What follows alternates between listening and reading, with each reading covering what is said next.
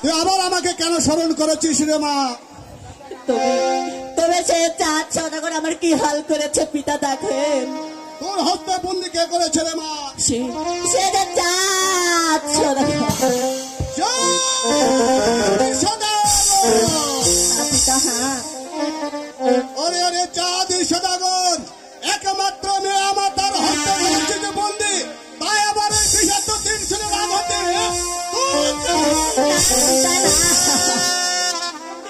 সেই চাঁদ সদাগর যদি আপনার তীরে মারা যায় তাহলে আমি যখনই পুজো পাবো না, আজ আমি দেবত্ব লাভ করতে পারবো না। তাই বলছি পিতা, সেই চিঠি আমাকে দেন, আমি আমার পুজো আদায় করে নেব পিতা। হ্যাঁ রে মা, তুই ঠিক কথাই বলেছিস। আমি যখন ভুল করেছিলাম রে মা, তাই আমার এই হস্তের অস্ত্র তোর হাতে তুলে নিচ্ছি। তুই তার কাছে ছলে হোক, বলে হোক, কৌশলে হোক, তুই তার কাছে পূজা আদায় করে দিবি রে মা, আদায় করে দিবি। ঠিক আছে পিতা, আপনি আমাকে আশীর্বাদ করেন, আমি যেন পূজা নিতে পারি পিতা।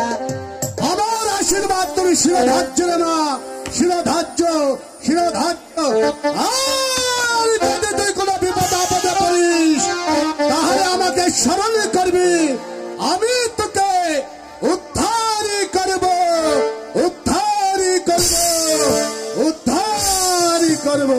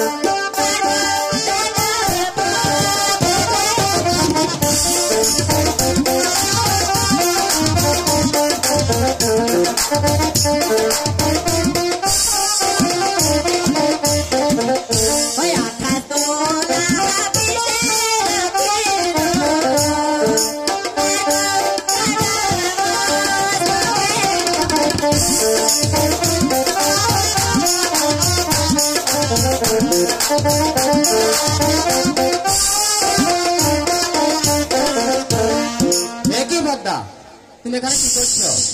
আমি এখানে খাল খুঁড়ছি। খাল করছো? হ্যাঁ। ওই খালের পাড়ে আমি লাইয়ের গাছ লাগাবো। সেই গাছে আমি ফল ধরাবো। আমি 6 পুত্র নেই, বসে বসে খাবো পদ্মা। খা খা চান্দু, তোর 6 পুত্রের মাথা।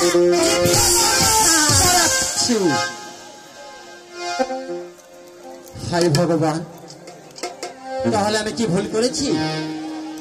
না না, আমি কখনো ভুল কাজ করতে পারি না, কেননা আমার নামে সেই চন্দ্র সদাগর। দেখি দেখি পদ্মা আমার কি করতে পারে। চলে এসো শিকারি।